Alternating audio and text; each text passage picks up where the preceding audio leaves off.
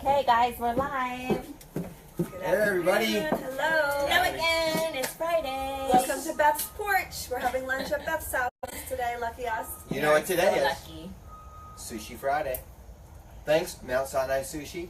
I don't know why I'm thanking them, but Because they continually make a really good lunch. they do. Best They make sushi it. ever, of course. And it gives us something to look forward to every Friday. We have a special guest today. We sure do. They do. Special. Yeah, so you might not have noticed this is not Amanda having a bad hair day. It is our friend John Zeoli. He's a home inspector, somebody we work with all the time. Howdy. So we'll get to John in a little bit, but what's going on in Port Jeff this Okay, weekend? so you should be getting our calendar or already have gotten our calendar in your mailboxes. We work really hard to compile a whole list of events going on in Port Jefferson and around for you to enjoy during the month. This month it's Paint Port Pink Month, so we're joining in the fight against breast cancer. So all month long, just look for little activities with the breast cancer symbol. And if you go to some of those events, they're not all on the calendar, but if you look on Paint Port Pink online, there's a ton of events. And when you do go to these things, a lot of the proceeds are going back to the Fortunata Breast Center. So it's a good thing. And we love to support our stores and our shops and the community, especially when they're giving back. So take a look at the calendar and enjoy. And while you're out and about looking for these wonderful Paint Port Pink, that's a tongue twister, events, stop by our open houses tomorrow. We have an open house at 27 Pilgrim Drive, which is a fantastic colonial in the heart of Harbor Hills. And just down the street, we have 33 Pilgrim Drive. Mike will be at 33. I will be at 27. I'm sure you all want to come and see one of our beautiful faces tomorrow. So if you know somebody looking for a home in Port Jeff, it's a great neighborhood. Come on out and take a look. We hope to see you then. So let's get to our special guest, John, here. John is a home inspector, as I mentioned earlier. He's here to answer a couple of questions. And here in New York, traditionally, a home inspector gets hired when somebody is interested in a property, they've made an offer, and before they go to contract, they want to know all about that home. John, how does that go? How does that go? Many different directions depending on the clients and the house. One thing I find most in this business is false expectations of a home inspector. It goes one way or the other. They either expect us to rip a house to shreds so they can renegotiate the price, which is not what the point is all about for a home inspection. Or they kind of want us to coat everything so that they're comfortable in their purchase. And our job really is just to evaluate the home, so that they understand what they're buying and what they're getting into. We have many young people trying to get into their first houses and stuff with a limited budget. And my job is to make sure that they have a full evaluation of that house. And I'm there to protect them and their families, as well as our reputations as professionals, that we're doing the right thing by them so that they're getting the right fit, the right house. Because there's many variables in the house. It can go from the handyman fixer-upper to the almost perfect prince. I haven't found that one yet. I'm trying. But our job is to make sure that they've got a good fit for what their financial needs are and their home life is. So, John, what are the most common things that come up during a home inspection? And which ones should we be worried about, and which ones are not really a big concern? Well, the funniest thing is most clients walk up and they're like, well, I want to know about the roof, which we all can see. And I want to know about the electrical, and I want to know about the plumbing, and I want to know about the heating system, and the air conditioner if it has one. That's great, but nobody mentions the foundation. The foundation is the bottom of the whole structure. That's what, without if we break our leg, we can't get around. Right. So if we have a broken foundation, the rest of us is useless. So it's the same thing there, is that really the big ticket items, that's what typically everybody wants to know about. And unfortunately, some people have very high expectations of our predictability, of what we can predict, and sometimes we can't.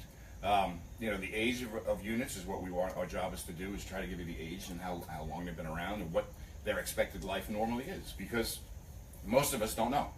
We don't know that 68 Mustang we had is still going to be around today. His favorite because analogy. People, right, I use my 68 Mustang a lot. I know that 68 Mustang analogy. Right, I bring that up a lot, only because I had one and I'm very sorry I don't anymore. But, that car's still around because people took care of it and did the same thing. Same thing with a home. I can have a home that's 200 years old that is in better condition than a house that was built 2 years ago. It's all depending on the occupancy and how they cared about the home. So, And on Long Island, many of the homes, it's not like other places in the country, the homes here are older. Right. So nobody's buying a brand new home, and that's what most homeowners have to understand, or buyers, I should say, should have to understand that it's not perfect. You're buying a used car, you're buying a used home, so not everything's going to be perfect. And I always like, when I'm working with John, is he likes to point out things that are not necessarily there's something wrong with it, but he likes to point it out to the buyer that this is normal maintenance. This is what you can expect. These are the things you're going to need to do as a homeowner, because many people have never been a homeowner before, so they don't know. So rather than being afraid of the report, look at the report and understand that, oh, I'm going to buy a house, I'm going to be a homeowner, and these are the responsibilities that I have to take on. And he's very, very good at explaining that to the buyers. That's a great point, Donna. Yeah. So knowing that the homes are older homes and they've been around for a while, often I get asked, is this to code? So a home that was built in 1953 or 1890 or 2004, John, what does it mean to code, and how do you answer that question? code is my 4-letter word. You know, it's really about safety. It's not about code, because code is age appropriate. You know, like to your point, right, is that we built the house in '55. We didn't even know what GFCI receptacles were in '55. They didn't exist. We were happy that they had 3 prongs, maybe. We were happy there was instead electric. of 2, right? So, code is such a tough word, and that's why I'd rather discuss it as safety issues. Mm-hmm. Okay. Things that may harm you or the structure, because that's what we're really talking about. Those are upgrades. You know, many inspectors will walk around quoting out that kitchens don't have GFCI receptacles and that it's a violation. And it's not a violation. It's an upgrade in safety that we would require unless the house was built earlier than the requirement came in place. So if I'm looking at a house built in 2010, GFCIs were around, and that was part of code. And the only thing I have a leg to stand on is that I know the house was built in 2010. But if we're looking at a 100-year-old house, it's when did that upgrade happen? Did they do the upgrade in the 50s when we still didn't have that on that 100-year-old house? Or did they do it yesterday? And it's not my job to say that you did that renovation yesterday, and you should have done that, but it's my job to my client to say, a GFCI receptacle is really your best bet over here, and I recommend you install that there, and not penalize the seller. Too often we try to penalize the seller, and I see articles all the time from real estate magazines that people use inspections to renegotiate price. Right? It drives me crazy. You know, yes, there are things that need to be discussed and reevaluated after the inspection's done, but it should never. You should never go in with the mindset that you're there to knock down the price. Yeah. And some people. And John is there to look at the things that, you know, we as real estate agents or buyers or even the sellers, you don't see to the naked eye, you know, and the cosmetic stuff we know, so you can't go back and say, oh, the paint's peeling, we want to renegotiate. Well, we all knew the paint was peeling before we made the offer on the house, you know, but it's the things that that John can dig and look a little further into, and the big issues that are going to be what's negotiable, you know, after the fact. So, John, do you have time for one more question? Sure.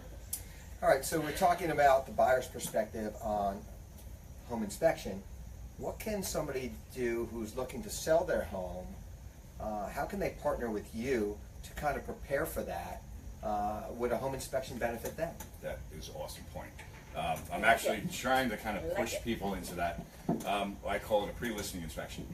The one thing that happens, unfortunately, is that most people hire a trade to do a renovation in their home, and you expect the professionalism of that trade to do the right thing. So they go up in your attic and they do all kinds of work, and they go down in your crawl space and they do all kinds of work, and you don't follow them down there because that's not what you do. And then suddenly you get a home inspection because you're selling your house, and the home inspector says, oh, you don't have insulation in your attic and you don't have wiring that's not right. And you're like, what? I hired all these people and I paid them a lot of money. And doing a pre-inspection is the best way to avoid that. Some things you can resolve that you make and help that negotiation go much smoother. Other things I can help you, or the inspector can help you advise what to do with the situation. You know, I walk into a home that has a 40-year-old boiler in it, and I'm doing a pre-listing inspection. And I say, well, you know, it's kind of tired. You can see it's old and it's ready to go. And on a pre-listing, they'll be like, oh, well, I'm going to change it. And my first advice is no. Get a price to replace it and use that and give it to the buyer, because they may want to upgrade that equipment to something even better. So instead of spending the money and the aggravation of fixing that product, you can just, I'll help you evaluate what you should and shouldn't tackle. And I think with all the experience you have, you know the common things that are always going to come up in home inspection. So if you get to look at that beforehand, you can head off those issues. There's preset things in my computer system. Right, that because you they know come up so they come often up that on I can just every hit, report. yep, it's got it. Right. All right, so the point is, if you're gonna sell your home, maybe a pre-inspection might be a smart way to go. If you're buying a home, get a home inspection. If you're looking to make a move in real estate, whether to purchase or to sell, Call me. call the professionals. We Or do it Mike. every day. Or Beth. John does Or it every Amanda. day. You guys do it once or twice in a lifetime. So, If you wouldn't mind me interjecting just Of one more course. point. One of the things in the real estate industry that comes around as a myth is that the agents and the inspectors are in collaboration to work against you to sell the house. Negative. And that came up from many years ago, before New York State required us to be licensed. That's number one. Number two, you had a lot of contractors working as home inspectors, so they would want to drum up their own business. But today, New York State holds us all accountable for not doing that. So that's one thing that I want everybody out there to realize. And a professional real estate agent is not going to refer you to someone that can hurt their reputation. You know, if I'm not going to do the appropriate job, when you move in that house, and 6 months after you're in that house, you find a lot of failures that I missed, you're going to go right after them, first of all, and then come back after me, because they didn't steer you right. So take the advice and call a bunch of different inspectors, just like you would when you were buying a car, when you get client and a painter, and get the best one that fits your needs. awesome. Well, this has been a Thank great you. day. Thank you very much, John. Thanks John for having Zeoli us. from John. New Home Inspectors. If you want to find John's contact information, just go to our blog on celebrateyourhomegroup.com and look under our professional resources page. Great. All right. Okay. All right, Everybody have a great everybody. weekend. Enjoy the your 3-day weekend. weekend. We'll talk to you soon. Happy Columbus Take care. Day. Sushi time.